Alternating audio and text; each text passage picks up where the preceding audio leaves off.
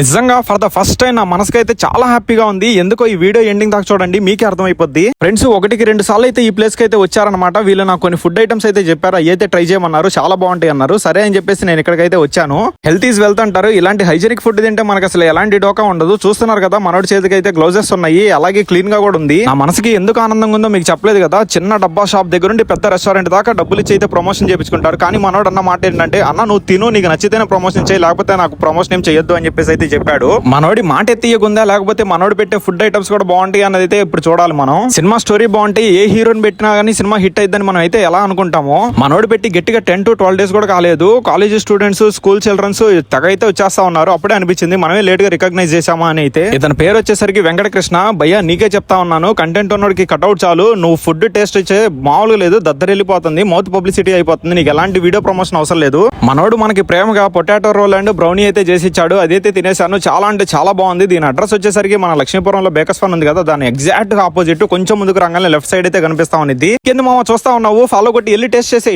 Jai Hind.